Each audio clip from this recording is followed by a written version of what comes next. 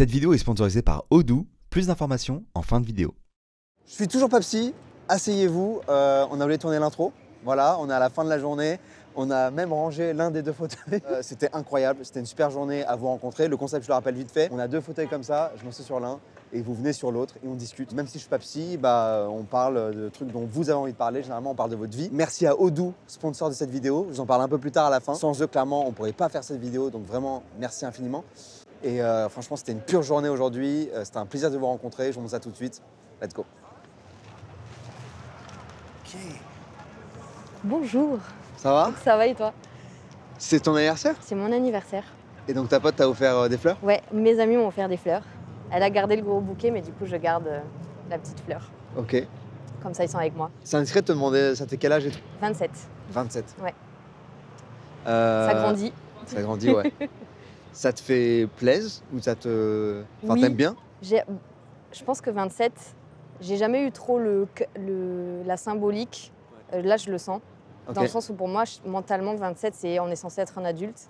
Et comme j'ai pas vraiment choisi le cursus d'un adulte responsable, mais comme on en attendrait dans la société, je pense que ça fait bizarre. On se compare un petit peu avec les autres 27. Et 27, c'est le club des 27 aussi, non? Il n'y a pas ce truc-là? Arrête, je me le souhaite pas. Ouais. Oui, il y a ce truc. Non, mais au moins, du coup, t'as... Ah non, c'est l'année prochaine, du coup. Ouais. Que tu sors du club des 27. Exactement. Ouais. Encore un an. Là, c'est l'année décisive. Je ne regarderai pas forcément dans les yeux, mais au moins, j'aurai un contact. J'évite juste. Voilà. Moi, j'avoue, j'ai pas du tout l'habitude. Est-ce que moi aussi, je dois pas regarder dans les yeux, du coup? Tu peux me regarder dans les yeux. C'est juste moi, je vais regarder, par exemple, le café qui est derrière toi. Voilà. Ok. Mais moi, toi, ça te dérange pas où je regarde? Ça non, te les gens peuvent me regarder. C'est moi qui n'ai pas forcément de faire le contact visuel. Ok. Et donc, ouais, tu me disais juste avant de t'asseoir, etc., que tu es autiste, du coup? Tout à fait. Je suis considéré. Alors, je suis dans le spectre, disons, Asperger. Je sais qu'il ne faut pas le dire comme ça. C'est assez polémique là-dedans. Mais c'est dans ce type-là, en fait. C'est un spectre, il y a plein de différentes personnes qui ont des caractéristiques. En fait, on n'est pas classé, mais on fait partie du spectre en fonction de ce que le DSM, qui est un manuel défini internationalement, et il y a des sortes, hein, vraiment, je veux être vraiment le plus soft possible, avec des sortes de critères, entre guillemets, le manque de regard visuel, mais ça, il faut que ou alors des difficultés à comprendre, des très grandes difficultés à comprendre l'ironie, le second degré, mais qui sont depuis l'enfance, vraiment très jeunes. C'est ça qui fait que on peut avoir ce diagnostic. Pardon, ce diagnostic ou pas. Voilà. Ça fait donc depuis toujours, tu le sais, tu le Alors, vis non. et tout? Non, ça ne fait pas depuis toujours. Ça fait depuis décembre 2022 que je le sais.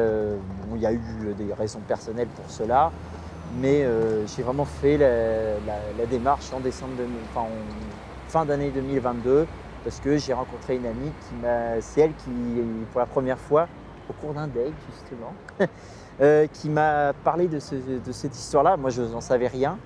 Et quand j'ai décrit un peu ma vie, hein, on raconte tous quand on fait un date avec une personne, mais là c'est un date amical, on décrit un peu sa vie, on parle un peu de soi, etc. en échange. Et là, elle m'a parlé, ah mais tu seras peut-être TSA toi. Le TSA, pour ceux qui ne savent pas, c'est les troubles du spectre autistique.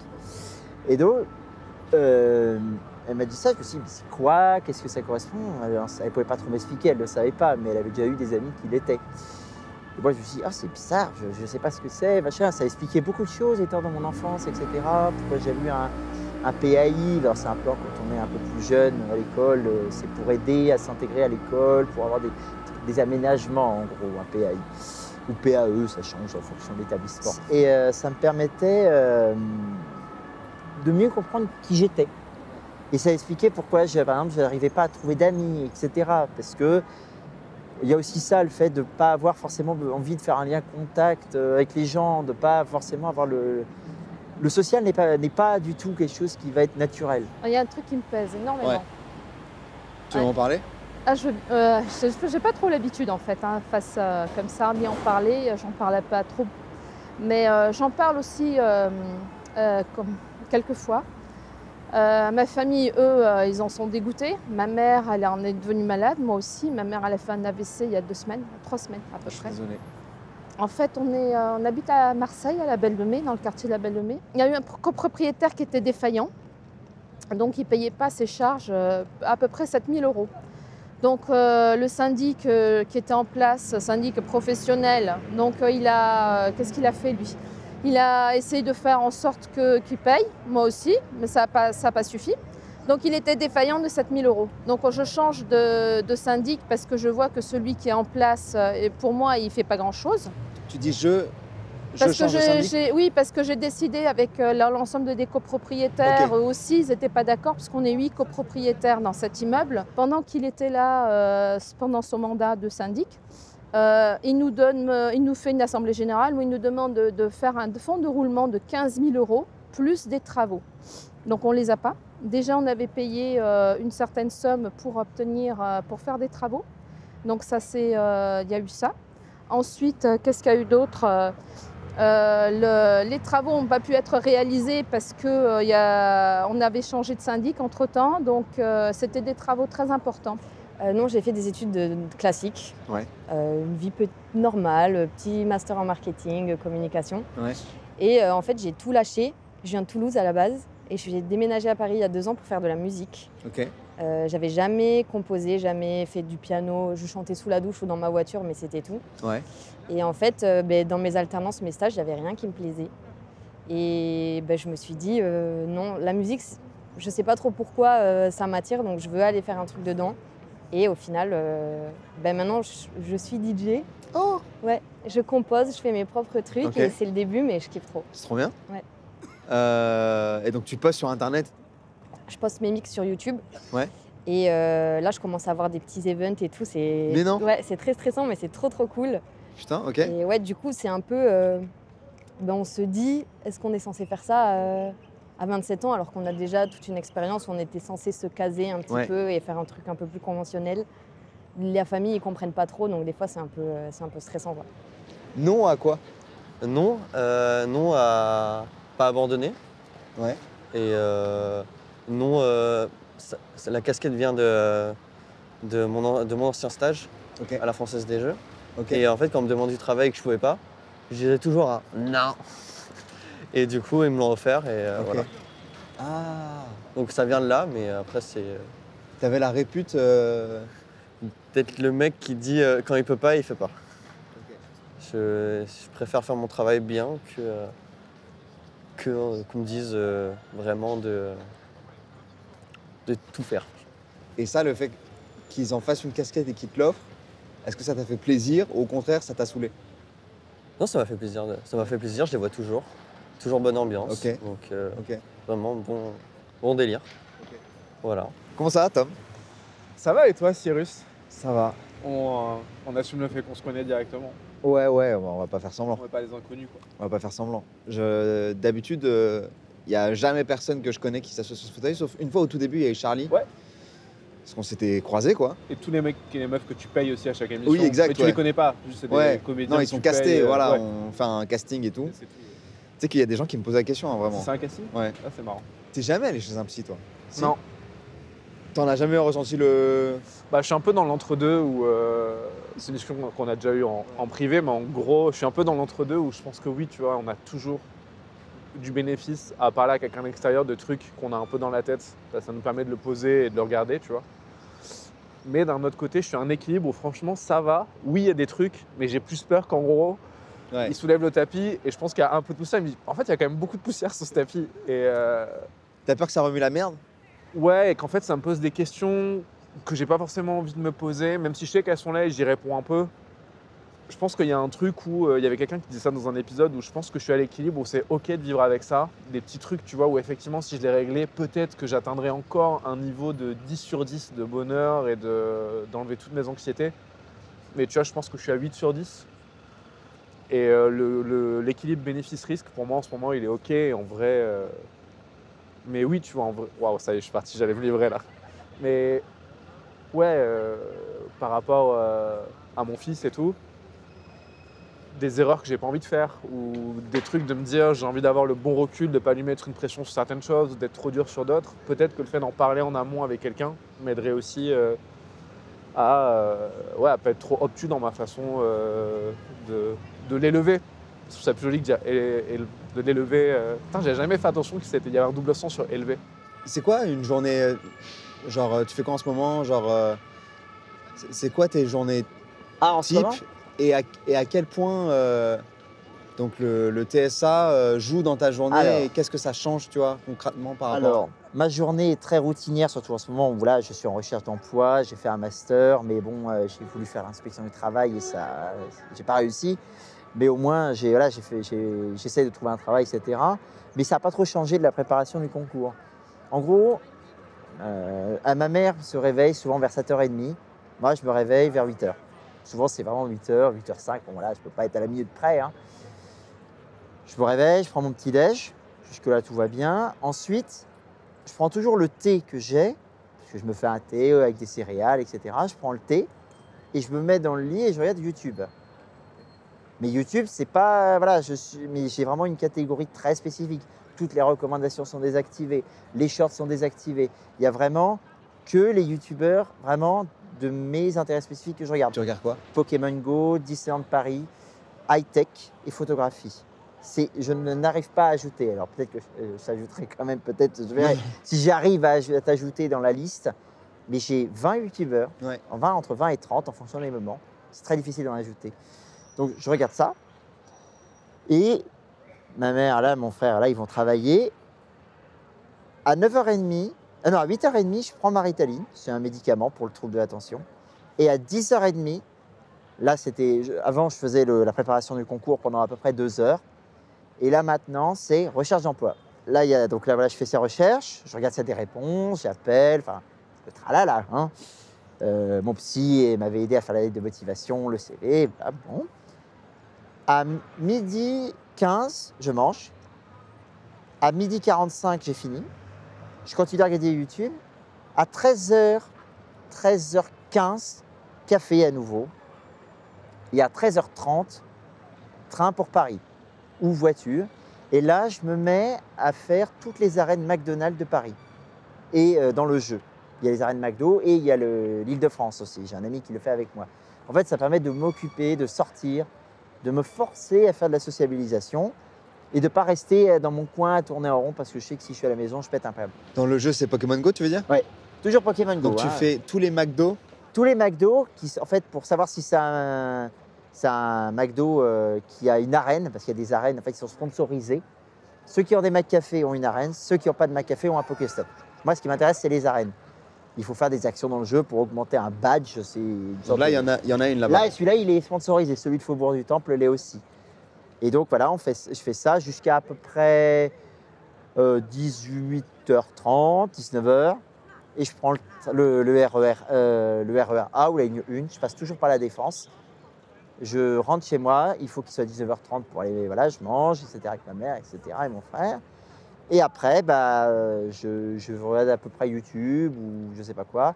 Et à minuit 20, je coupe tout et je m'endors. Et on recommence. Ceci dit, on se retrouve en 2020 expulsés de notre logement, immeuble en Par qui? péril. Comment? Par qui? Par la mairie. Ils ont assigné un architecte qui est venu, qui a fait des constats. Maintenant, tout le monde sort les parapluies pour se couvrir depuis la rue d'Aubagne. Donc, ils nous ont fait sortir de l'immeuble.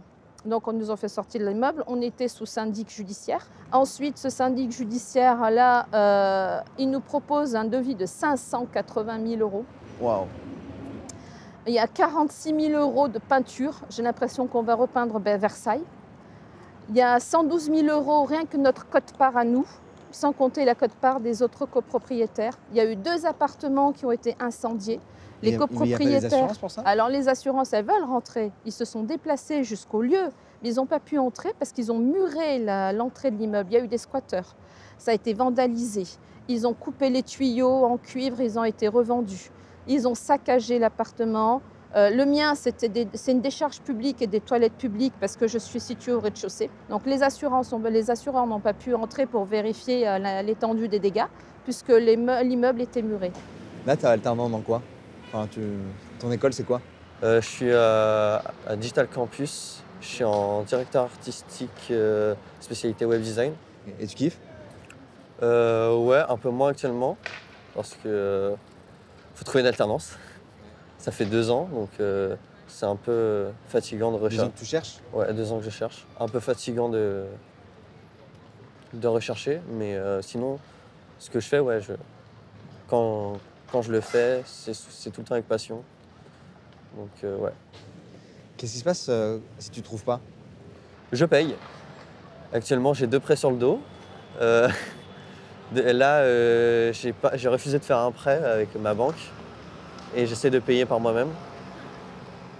Donc voilà, on essaie de s'en sortir. Donc tu fais des petits boulots, des trucs comme ça? J'essaie de pas de petits boulots étudiants parce que j'ai pas tout le temps.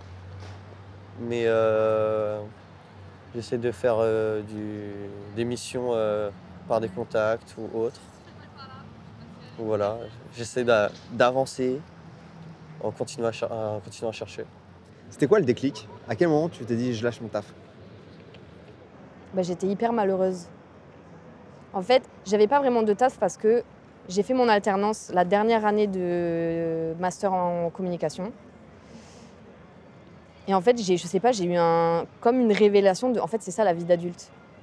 Parce que j'ai toujours grandi en mode, il y a un jour où c'est plus facile. Parce que quand on est adulte, de ce que je voyais, j'avais l'impression que c'était plus facile.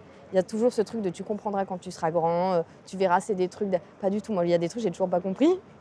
Je sais pas, mais pourquoi? Il y a des trucs qu'on comprendra jamais. Non, mais jamais. Ouais.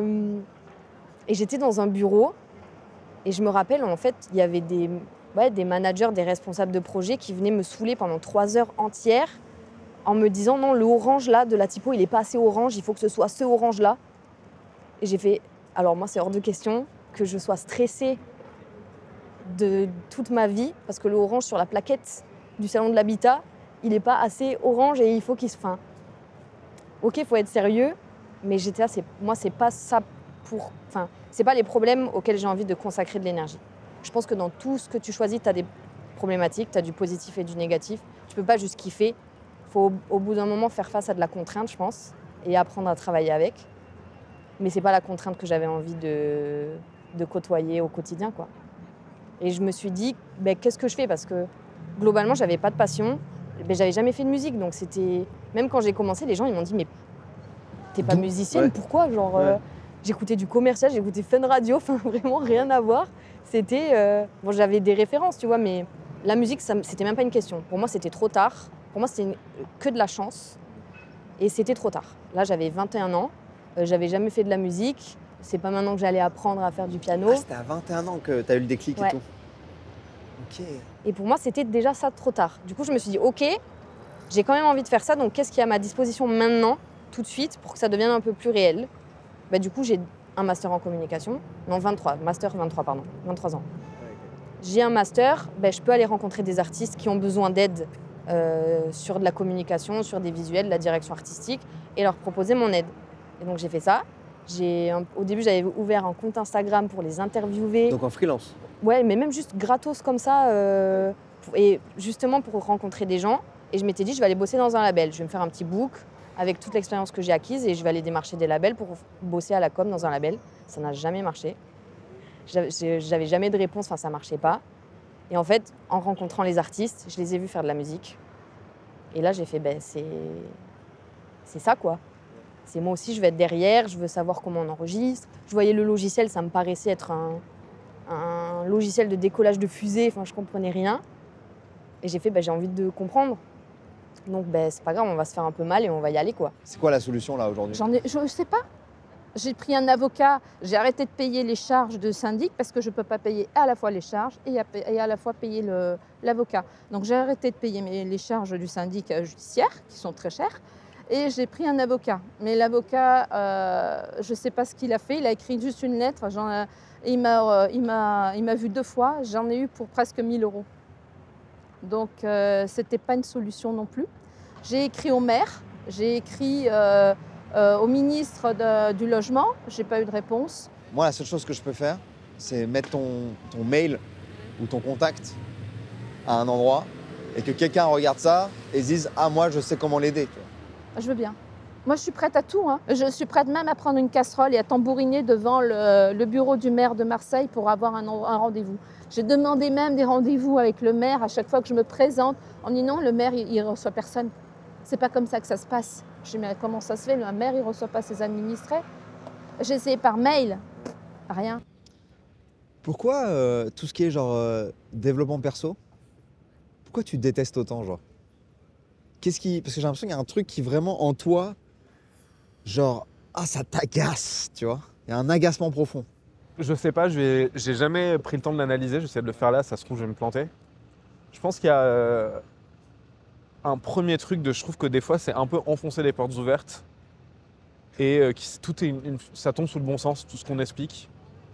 Et du coup ça me fait chier que des gens prennent 1 heure, expliquent un truc, tu l'entends une fois en une phrase, t'as capté l'idée, et de l'étirer pendant 1 heure pour le redire sous plein de formes et tout, ça me fatigue un peu.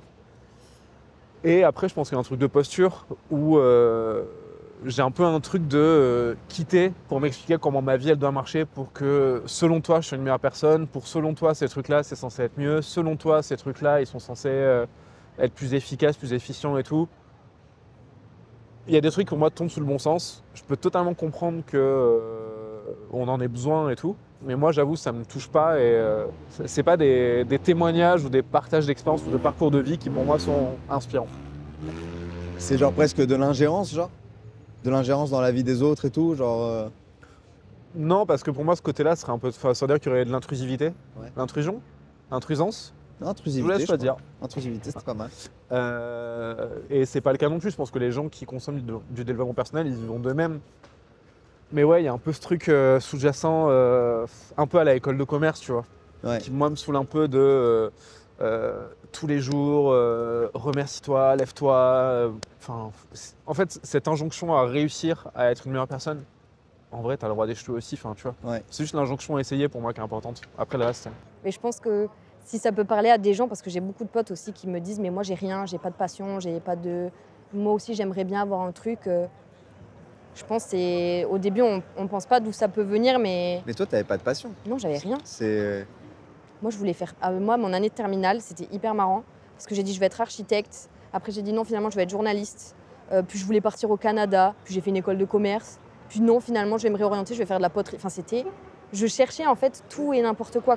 Et en fait, c'est la curiosité qui t'a sauvé, Ouais. parce que à force de chercher, à un moment, t'as trouvé un truc où tu t'es dit, ah là, je prends du Ouais. plaisir. Et tu creuses un petit peu, tu es là, ok. Et c'est surtout se dire, ok, ben, tu as un objectif. Et des fois, de voir l'objectif trop grand, tu te dis, ben, mais Beyoncé, jamais je la croise. Enfin, c'est impossible. Effectivement, dans la banlieue de Toulouse, non, tu vas pas croiser Beyoncé. Mais se dire, ok, ben, avec le peu que j'ai là en ma possession, est-ce qu'il n'y a pas des objectifs plus petits, mais qui peuvent me permettre d'atteindre cet objectif-là, quoi. Donc je pense, ouais, j'ai quand même eu un peu de chance dans tous mes rebondissements. Trop bien. Merci beaucoup. Merci à toi, merci vraiment. J'ai une dernière question. Vas-y, je t'en prie. Qu'est-ce que t'as... Est-ce qu'il y a quelque chose à ne pas dire à quelqu'un qui a un TSA? Oh là là. Là, c'est une question hyper compliquée parce que moi, en fait, ça va dépendre de chacun. Vraiment, comment dire, pour moi, si on est ami avec quelqu'un qui est TSA, et voilà, faut être naturel.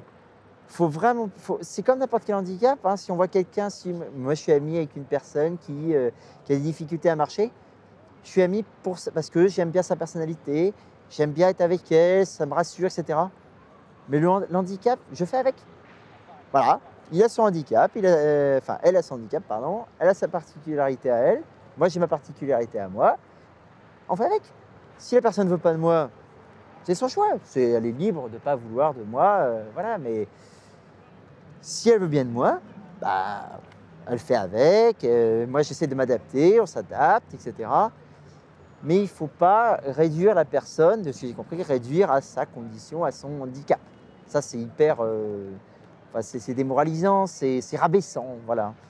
Donc, moi, ce que je conseillerais aux personnes qui ont des personnes avec des particularités, des différences, machin, parce que bien évidemment, il y a qu'est-ce que la normalité, on pourrait débattre là-dessus. Personne n'est normal, chacun a sa personnalité. Mais ceux qui ont des différences plus significatives que d'autres, ben, vivez avec. De toute façon, on ne peut pas le changer. On est là, on est comme ça, et ben, on le vit avec, on fait des petits ajustements quand il y a besoin. Moi, je fais pas, par exemple, je vais pas en boîte de nuit, je ne peux pas aller en boîte de nuit, je peux pas aller à des concerts. Bah, je fais avec. Bah, voilà, s'il y a des amis qui veulent aller en boîte de nuit, je leur dis, bah, allez-y. Moi, vous me raconterez. On verrait des photos. Bah, moi, je préfère aller au théâtre ou des trucs plus calmes. Mais du moment que la personne, elle partage les mêmes intérêts, bah voilà. Merci beaucoup. Mais de rien. C'était J'espère que super ça enrichissant, entraînera bien sûr. certains Ouais. qui se reconnaîtront. Je ne sais pas si ceux de l'audience se reconnaîtront.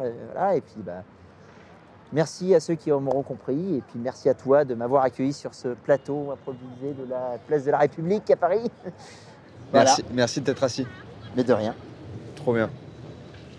J'espère que cette vidéo vous a plu. Merci à O2 de l'avoir sponsorisé. Plus d'informations tout de suite. Allez vous donner la parole dans la rue, c'est un plaisir, mais c'est toute une organisation et honnêtement, ça aurait été impossible sans Odoo. Odoo, c'est une plateforme réunissant un large choix d'applications vous permettant de gérer votre entreprise sur un seul et même espace. Suivi des ventes, facturation, e-commerce, service client, etc. Il y a plus de 45 applications, dont une application de création de site web qui est super simple à utiliser. Elle est tellement simple que même moi, je suis reparti de zéro pour recréer un site tout neuf où j'ai ajouté une vidéo exclusive avec toutes les scènes coupées du tournage. Enfin, pas toutes les scènes coupées non plus, mais celles qu'on a décidé de pas garder pour le montage final. Le site est là en description d'ailleurs, et je l'ai créé en 4 étapes seulement. D'abord, j'ai listé quel type de site je voulais, mon secteur d'activité et mes objectifs. Ensuite, j'ai choisi ma palette de couleurs. Ici, vous pouvez choisir parmi les combinaisons de couleurs prédéfinies ou télécharger votre logo. Et ensuite, j'ai ajouté des pages et des fonctionnalités en fonction de mes besoins. Puis, j'ai choisi un thème, donc l'esthétique du site. Et voilà. Et après, il n'y a plus qu'à ajouter du contenu et à le personnaliser en ajoutant et en déplaçant des blocs grâce à un système de drag and drop qui est hyper pratique. Bon, j'avoue, du coup, ça fait plus que 4 étapes, mais vous m'avez compris, c'est hyper rapide. D'ailleurs, la première app que vous utilisez sur Odoo, elle est gratuite à vie avec hébergement et support illimité. Et il y a même un nom de domaine personnalisé offert la première année. Donc n'hésitez pas à aller voir toutes les applications disponibles sur odoo.com car je suis certain que vous allez trouver l'application qu'il vous faut en fonction de vos besoins et ceux de votre entreprise. Un énorme merci à eux d'avoir sponsorisé cette vidéo et pour aller voir les vidéos exclusives, ça se passe en description. Encore merci à Odoo, merci à vous d'avoir regardé la vidéo. Love, peace, ciao.